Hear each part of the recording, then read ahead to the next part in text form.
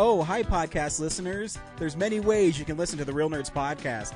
You can subscribe on iTunes. You can also subscribe on Stitcher Radio. You want to send us a Twitter message? You can do that. It's so easy, at Real Nerds. Like us on Facebook, Real Nerds Podcast. You can visit our website, realnerdspodcast.com, where there'll be a lot of articles for you to not only read, but to listen to our previous shows. Do you like your stories told through pictures? Then you can also follow us at Real Nerds on Instagram. You can also call us, 720-6nerds5. Thanks for listening and enjoy the show. Camera, action! Well, a real nerd knows who shot, and a real nerd can follow the plot, and a real nerd can... Doesn't talk film! I'm sorry. Take it outside.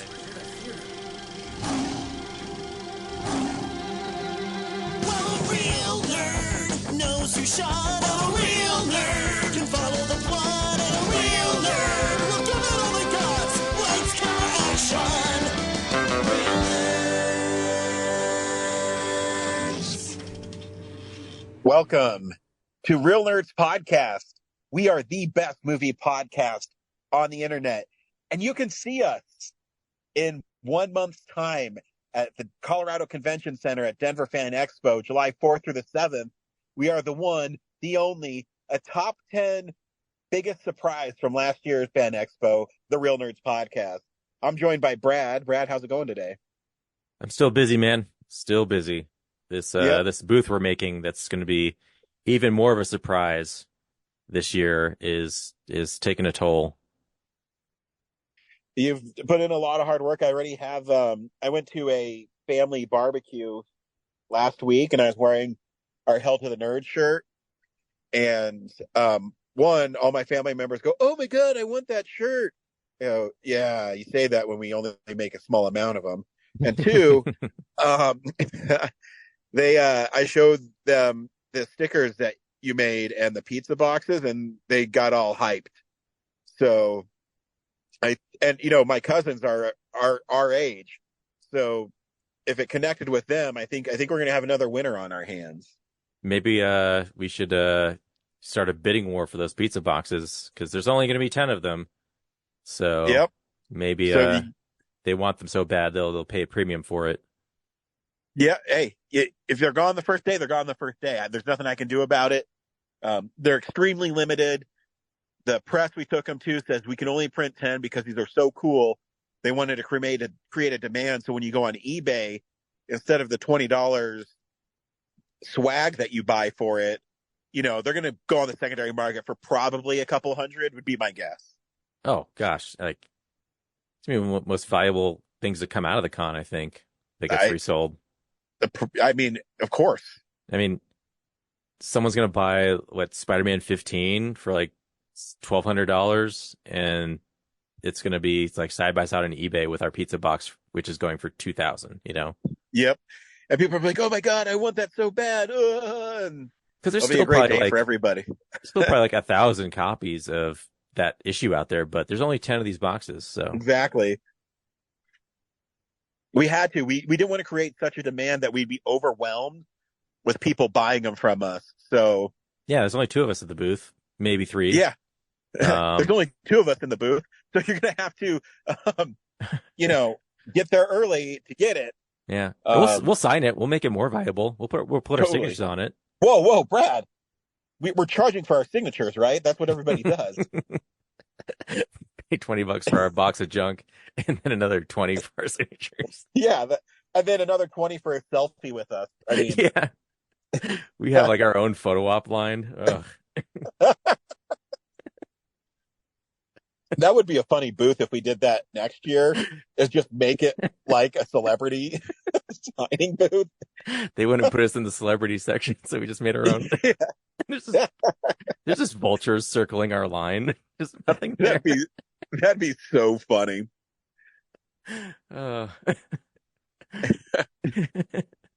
Pretend we're huge stars. Meet the real nerds. We only show up to the booth for 10 minutes out of each day. Yeah. And then it just our says, panel we're 15 minutes late to, and Just go the full celebrity route. That'd be such an Andy Kaufman style. Like we build like a basic booth this year. And we just put a sign up that says the Real Nerds will return in 15 minutes. And we never show up to it. It'll be the most meta art. It'll be like the Shia LaBeouf Fan Expo booth. We just make Zach sit there the whole weekend telling people like, I think they'll be back in like 15. Keep checking back. They're at a lot of panels. And the only thing that's on our table is just a couple Sharpies. No like photos, nothing. No 8x10s, just a acrylic sign that says they'll be back. Yeah. And see, we can joke about this because is this our 12th one? I think so. Because everyone we've been to, this is what's happened. But hey, we still have a great time. We appreciate being invited by them. So make sure you come by and see us. We're just really funny. We're like the South Parks of podcasts. We're just ahead of our time, and everybody expects us to be, edgy. So yeah, we're here to look for that booth next year, the Real Nerd signing booth. We're here to flip the script and change the game on convention booths because we've done 12 of them and we know how it goes and they're pretty boring. Yes. This week on Real Nerds Podcast, we saw In a Violent Nature. Stay tuned. We'll recommend the film or not, play the trailer, and then spoil the film. We'll also talk about the big movie news of the week and things we've watched throughout the week.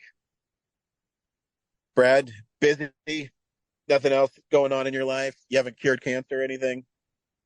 I mean, I'm working on it, but it's taking a backseat to making the Real Nerds booth. And then I think this week, as this episode drops, I have a screening at the Esquire to do. Save that for our news segment, and we'll talk about it. Okay. So yeah, getting that done, and I'm filming around the screening, so I have to create a short film this week and tell people and get all that organized. And then next month I have Radley Fest, so I got to get all my videos ready a week after. Oh my God, is this just about you? Fuck. It was all about me. You asked me what I was doing. It is all about me. And then once that's done, I will do something for everyone else and cure cancer. Okay? Is that fine with you? Thank you. Thank you. What did you do, Ryan? Nothing. I just worked all week. Yeah. I have nothing cool to say. The citizens of your town. Not important, obviously. Not at all. Demanding as what I'm doing, clearly. I agree. Curing cancer is a bitch. Yeah, I have to get a degree, man. I have to go back to school. It sucks. This week on Real Nerds Podcast, we saw In a Violent Nature. Brad, do you recommend In a Violent Nature? I don't know. I was bored by it mostly, but it is kind of interesting in parts. Like, I think if it was a short film, I would have been more into it, but overall, there just wasn't a lot to enjoy for me. This is actually one of my favorite movies of the year. I like the subtleness of it until the violence happened. I thought it was an interesting premise. I took my wife and she was thought about what you did. That it was cool, it was boring, and she wanted to move quicker.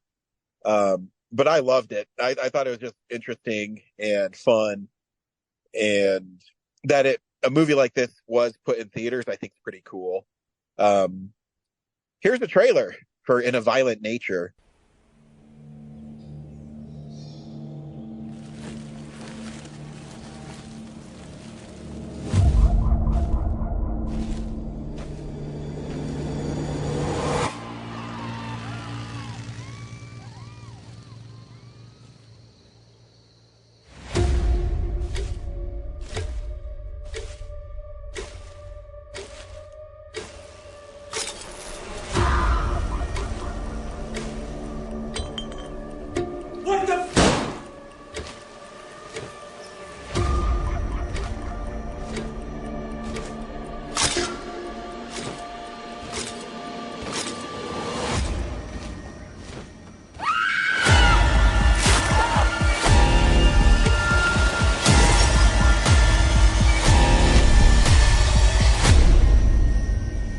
criminals don't get too hung up on reason. They just keep killing.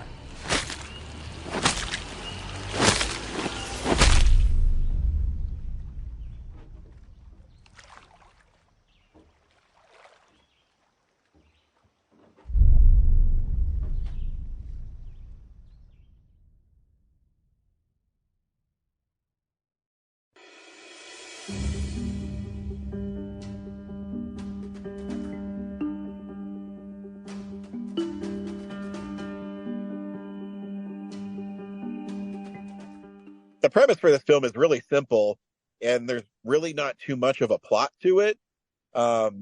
It takes what we know about slasher films, and instead of following the annoying teenagers, we follow the killer pretty much the whole runtime of the movie. Literally.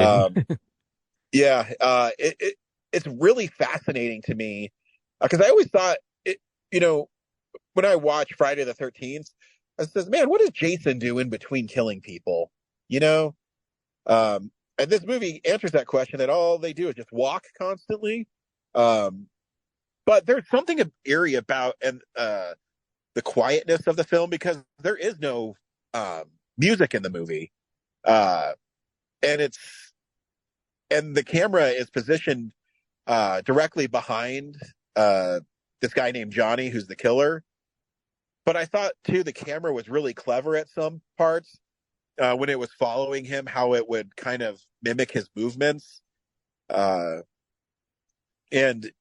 the audience I saw it with really kind of dug it, and it was kind of cool to see, him snap eventually. Because like I said, if you want to know the story, he was a special needs child who was killed by these rangers, and his dad seeked vengeance, and he was killed too. And then he came back from the grave to kill people. Oh, you got that? Because I didn't get that at Yeah. all. All I got was like the kid stole the medallion and he wanted it back. That's the only thing I connected. That was his mom's locket that his dad gave him. They told the whole story at the campfire. That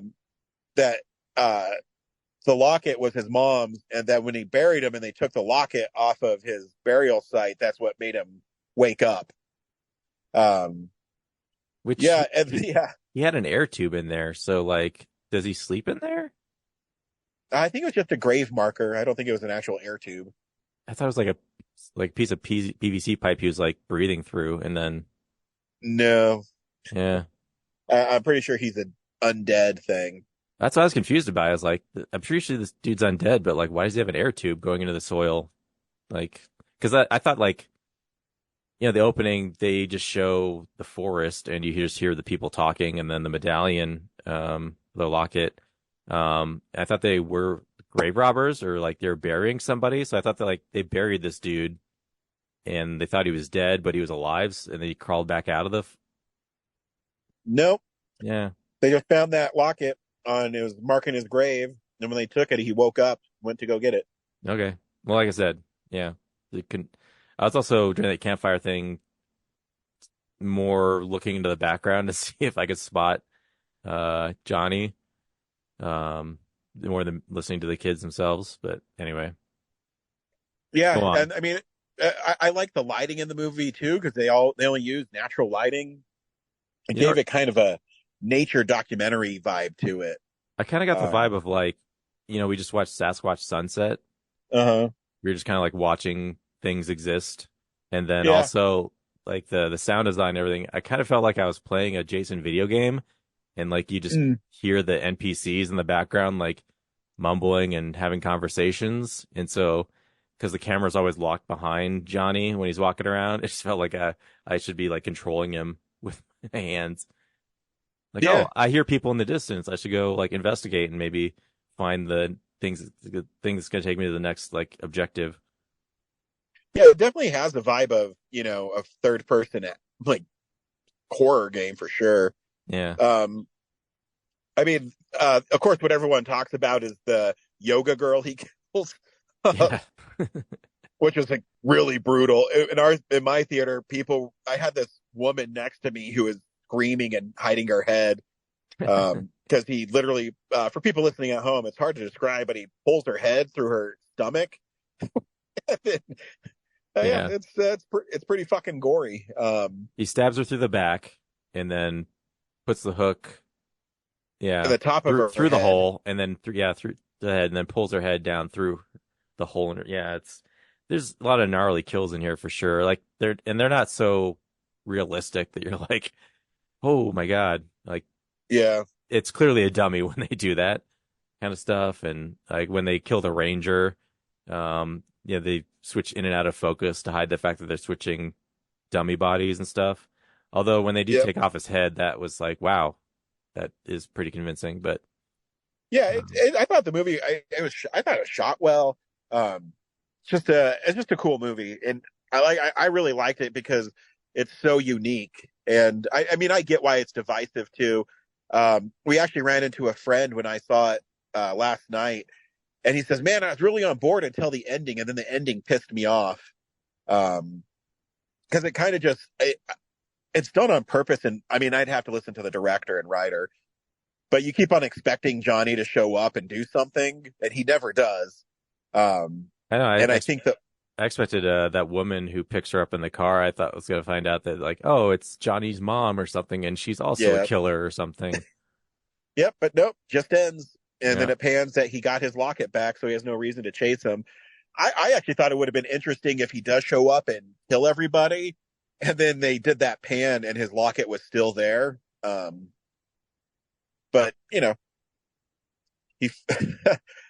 when he killed that, when he killed that one guy who says, "I'm going to make a distraction," he's like, "Hey, behind you," and he just rams that fucking axe in his head. Yeah, what was that dude's strategy? Like, I don't know, to get an axe in the head. Like, because he's talking to his girlfriend, saying like, "Okay, yeah, here's the plan. I'm going to create a distraction." Like, your distraction is just to kill yourself. Okay. Well, it worked. Yeah, totally. Yeah. I didn't know how he got behind him either, but okay. Yeah. Who cares? Creates a cool effect. And I was also like, I guess I nodded off at one point early on because I woke up and he had that goofy mask. And I was like, that's not a terrifying mask. Sorry. It just looks like a giant, like, fly. So that's, in the story, I guess it's an old firefighter mask. And the first guy he killed, he threw his body into this display at this ranger station and took it out of. Yeah, I guess I fell asleep at that part. So yeah, I really liked it. My wife thought it was okay. You thought it was okay too. And there's really not much more to say. It's literally you're just following this killer, killing people. Yeah, that's all there is to it. And yep. Yeah, it's like, it's not something I would ever watch again, but in the moment I was like, okay, I see some interesting things going on here, but yeah, it's just not something I'm like so cool that I would want to, bother with again. Agree to disagree, my friend. Yeah, so how many times are you going to watch it from here on out? I mean, I'll definitely buy it, and hopefully there's a making of and everything on it so I can listen to a commentary and stuff. So I'll watch it multiple times for sure. Also, when he goes to that cabin in the beginning, like there's the one dude fighting with the ranger, and the ranger is in the other room, but he shoots the gun at nothing. I don't know. No, he was arguing with the ranger, and the ranger left, and then he went in there because that dude had a medallion, and it just said #1 motherfucker on it. Yeah, but the guy who lived there, he was outside, and then he came into his own house and then fired the gun, but he didn't see Johnny. He just fired the gun for no reason. I think he thought it was the ranger, and he shot at him, which, I mean, is reasonable. Well, Johnny like turned around and there was like no one there, and then he walked into the other room and then the guy was there. So like, did he run and hide and try to reload? I don't. No, I think it was just the camera, how it was set up. Okay, yeah. I don't know. I'll have to watch it again. I know what you're saying, but I can't place how it played out in my head. So when you watch it, email us in and let us know. Yeah, I don't want to watch it again to figure it out. So tell me. I don't care that much, but I do want to know. This is the big news story of the week. It's real news. Now, Brad, normally I save the big news story for Hollywood, but you're so much bigger than Hollywood.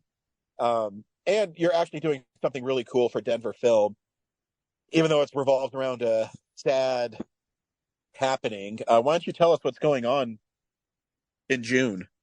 Yeah, so I think on the last episode I teased that I was trying to get Jean-Claude Van Damme's Dan Van to screen as a double feature with UHF, and MGM Amazon said no to that. So I was like, great. I got 2 hours. My film's only 35 minutes. What do I fill the other hour and a half with?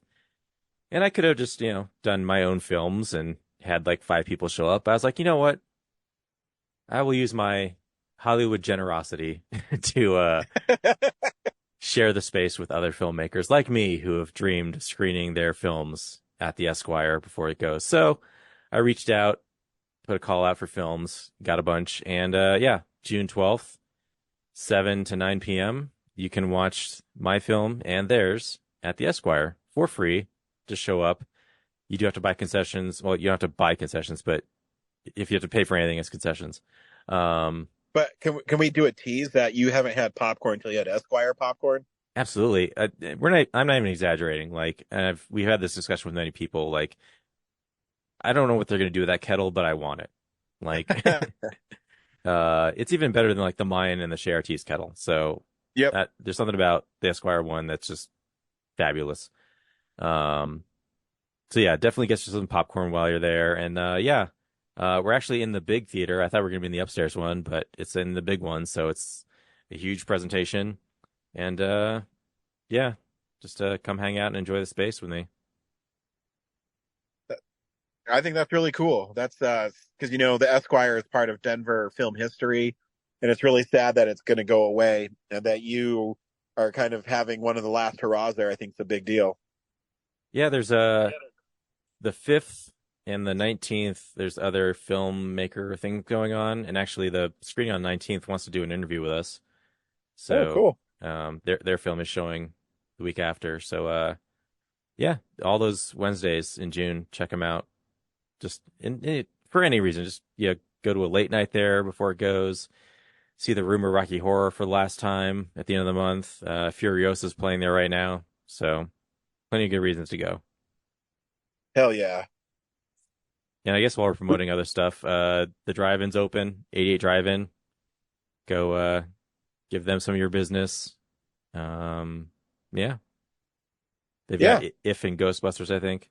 Oh, that's a fun double feature. Yeah. We watch films throughout the week in a segment I call What We've Been Watching. So, this is the stuff we've been watching. Brad, what'd you watch this week? Again, like last week, not a lot because I'm just doing all this other project stuff. Now I'm just thinking I still haven't put up all the interviews from last year, and it's 3 weeks away for the new one, so great. Got to get that. I know, you son of a bitch. If you would have put them up last year, we would not be doing it. I'm the worst. I was like, I I'm going to have plenty of time. I was going to say it, but you said it already, so. Yeah. No one's going to record with us this year because they're like, oh, what's the point? Because I won't see it until 2025. Okay. Yep. But, instead of putting up interviews, I did go to late night at the Esquire and watch the Cook the Thief, His Wife and Her Lover. All right. It's a film from 1989 with Helen Mirren, Michael Gambon, not Eli Roth, Tim Roth. Wow, Eli Roth's been around forever. Yeah, it's this movie about a cook who owns a restaurant in some British place, I think, or maybe Scottish. I don't know. European. Michael Gambon's the thief, although for a large chunk of the movie, I just thought he was a politician. His wife What's the difference? Well, yeah, exactly. That's the commentary of the movie. You're ahead of it. You're ahead of the game here. Nice. His wife is Helen Mirren, and they go to dinner, and she spots this dude at another table who becomes her lover. And so, she is married to the thief, and I guess he's like a gangster, and he owns the restaurant now. So he's making the cook do all this stuff and in the restaurant for him. And then, yeah, his wife is like, I hate this guy I'm married to, and so I'm going to have this affair with this bookworm who's making eyes at each other. Yeah. And they bone a bunch in the restaurant under the nose of her husband. And it's kind of like, I don't know, the story's not that interesting because it's just like an affair. But what's cool about the movie is I'm pretty sure it's a play. And so it's this the whole movie's like, I think on one sound stage. And so there's like like the dining room of the restaurant set. There's like a set for the back of house where they make the food. And then there's like kitchen. Outside, the kitchen. Yeah, that's the word. And then there's like outside where all the trucks are for the supplies. And there's a bathroom. And when they move between each of those sets, it's like very like horizontal. The movie's very horizontal. Like it's like the camera sliding like Wes Anderson, like left to right a lot of times. When they move between the scenes, because each of the sets has a specific color associated with it, their costumes change. So like Helen Mirren will be in the dining room and everyone's like, got a red tie as an accent, or she's got a full red dress and the walls are red, and she'll get up and then the wall will move, the camera will pass through the wall, and then the bathroom will be plain white, but as she walks through the door, her costume goes from red to white. And I didn't notice it until like the second time that's she cool. goes. And so yeah, for the rest of the movie, like Michael Gambon gets up and he goes to the kitchen, it goes from red to green, and then when people go outside, it goes from green to blue. And it's like, it's like the subtle effect that's like, wow, that's actually, how do they do that? Because they're like walking and talking when they do it, so it's not like they just cut in the black when the wall goes through it. Like the sound, like their mouth is going through. So, and Michael Gambon gets like, I think 90% of the lines in the movie. He's just constantly talking. So like as an actor, it must be like a treat to just like perform for almost like an hour and a half straight. Yeah, that's cool. Yeah, it's like, technically it's a super cool movie, I think. And it's like really graphic and like they do horrible things to like the people in the kitchen. And like there's this guy, the movie opens with this guy outside like getting like mauled by dogs and like shit smeared on him. All right. Yeah. And there's like tons of nudity, male and female. Yeah. But yeah, technically as a filmmaker, it's like, wow, how did they do that? Like, how did that work? Yeah. Cool stuff. And yeah, the last thing I saw was I saw Furiosa in 4DX. How was that in 40X? Yeah, again, I only ever see like 4DX at weird, like late times. And I probably should just see it at like a 7 o'clock prime time, because I feel like they pull some of the effects, just like conserve them for other shows. So like if the 10 o'clock doesn't have like 50 ticket sales, they're like, let's not do the rain or the fog. Interesting. So, yeah, there's just like, I'm watching the movie and like, the chairs move like that's the biggest effect of 4DX, but the sign outside shows all these other ones. Like I felt like I'd see fog because all the engines and everything. I didn't see any of that. I didn't smell a ton of burning rubber, which seems like an obvious one. Yeah, no doubt. Or sand, or like they had that, the peach in the beginning that could have been like a sweet smell. Like I just didn't really smell anything. There weren't a lot of like light strobing effects, but I was also in the front, so I don't know if that's like this back half thing that people see. And the water, like I only got it on like I think on the back of my ankles. Like, but yeah, there's water in the movie. So no, like nothing rained from the ceiling, nothing like the button that was on the armrest for water. But yeah, I don't remember anything coming out. So yeah, it's just like, it feels like every time I give it a shot, it just says, they even gave me a survey afterwards. I was like, I scored them super low because I'm like, come on. Yeah, no doubt. I mean, you pay the extra $10 to get that experience, Yeah.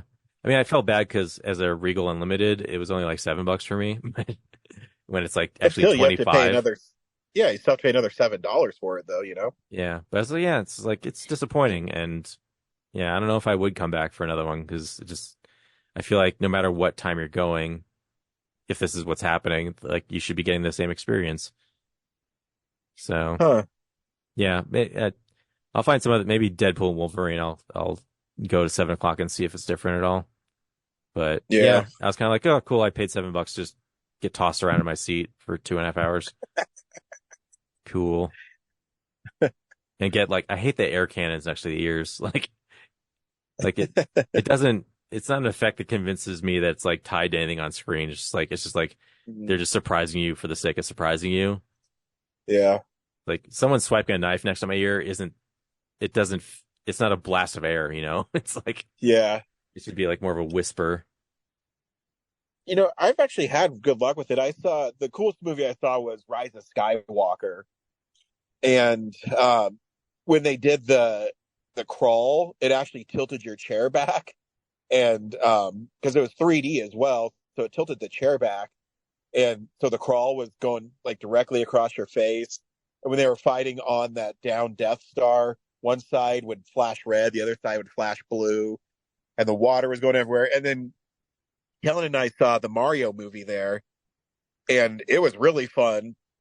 And when they were throwing banana peels, it had like a banana scent to it. So I've had good luck with it. Yeah, I think because you probably saw those early in the day with your kid, and I think the late like night, round 4 something.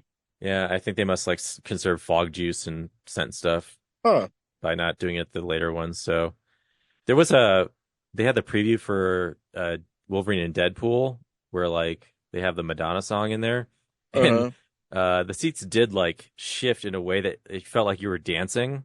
Like it was it wasn't just like nonsense moving around. It was like very specific, like rhythmic jolts to like left and right, like your hips were swaying. So I was like, oh, that's like a really specific programming. That's kind of cool. So I look forward to when that movie comes out, what they're gonna do. But for this one, I think I blew it and saw it too late in the evening. Interesting. So what'd you see? Yeah, I'm like you. I only watched one movie. I watched 2004's Phantom of the Opera. And again, it's a Blu-ray I've owned that I haven't watched. I've seen the movie before, and my wife really wanted to watch it. And so I'm watching it. I go, and I just did a log in my letterbox. I said, man, I gave this 4 stars because as I'm watching, like, this is kind of cheesy. But then I really got into it. I said, oh, okay, this movie is pretty good. The performances are great. Joel Schumacher is the right director for it. It's very elaborate and very fanciful. And so I ended up getting into it and really liking it. I forgot that it was 2.5 hours long, though. And I was like, oh my gosh, it's like 1 o'clock in the morning, and is hoping the movie is almost over. Fuck. But a fun movie. I had a lot of fun watching it again. The thing I did spend go ahead. Sorry. I was just gonna say, like, I did watch that recently. I think for my October movies last year, but it's like one of the most normal Joel Schumacher movies, which is weird to say because it is so like flourishy and elaborate. But I think it's one of his best pieces of work for sure. Oh yeah, for sure, and he's the right director for it. But I've been spending a lot of my time playing Hogwarts Legacy on PlayStation 5. It takes place a lot of years before Harry Potter, and you just become a wizard at Hogwarts, and it's one of those open world games, so you can drive the story, you can do errands for people. It's pretty fun. I didn't get it when it came out right away. I wanted it to drop to like $30, and it eventually did. But it's definitely well made, and it's and the acting and the controls are really fun. So if you're looking for a kind of a fun adventure game, it's a cool one to pick up. And this week I'm going to be starting Paper Mario and the Thousand-Year Door on the Switch, so I'm excited for that. So yeah, that's all I've been doing this week. I've been working. I watched one movie and played shit tons of video games. Yeah, it's I can't believe Thousand-Year Door is out already. Like, I played it on the GameCube, but I got to like I think this very close to the end, and I got stuck in a loop that I couldn't get out of. Like, I saved in like a bad spot, so I kept like when I'd get killed, because come back in a spot where I couldn't level up. Oh, that sucks. And I couldn't go yeah. back. So I was like, oh, I guess this game's over. Or I get lucky. So what's cool is I pre-ordered it through GameStop because I got a slipcover for the Switch, and it's the GameCube slipcover. So you put the slipcover on it, it has the GameCube artwork and everything on it, and the logo and stuff. It's really cool. damn. I didn't know about that. That's something I didn't know should about get. it till 2 days before it came out, so I put it in, and I was hoping that I was going to get it, and it showed up at my door in the slipcover. So it's dope. Yeah. Yeah. Brad, what are we seeing next week? I don't even have a clue what we're seeing next week. I forgot to look. Gosh, I don't know either. I mean, I did look ahead, but again, like my brain is all over the place for all these other things I got to do that. Yeah, give me a second. Oh, it's Inside Out 2. Really? Yeah. No. Sure, that's what I have on the calendar.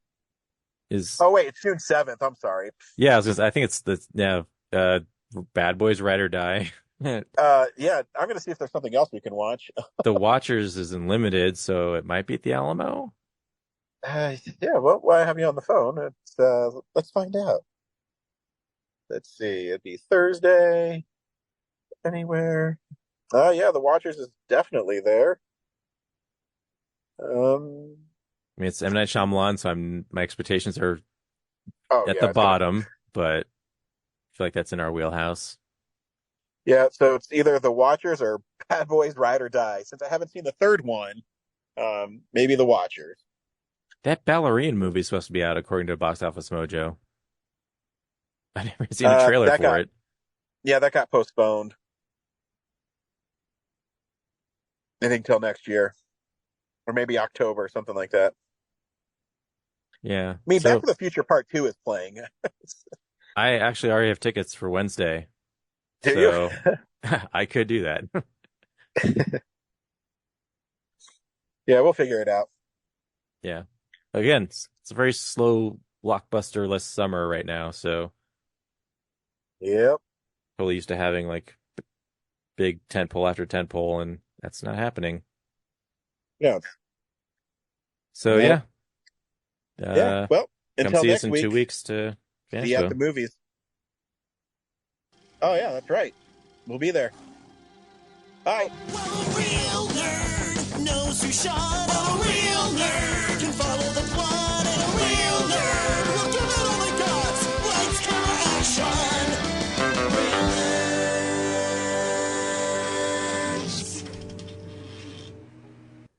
Thanks for listening to Real Nerds Podcast, a Nebulous Visions production. Stream or download episodes, read articles at realnerdspodcast.com. Stream us on Apple or Google Podcasts, Stitcher, Spotify, or iHeartRadio. Follow us on Facebook, Real Nerds Podcast. Twitter and Instagram, @Real Nerds. Watch us on YouTube, Real Nerds Podcast. Email us at realnerds@gmail.com. Call us at 720-6nerds5. Thank you to Sparks Mandrill, Mike at Plan 9 Studios, and Belonium for all of our groovy theme songs. And that's how you fucking do it!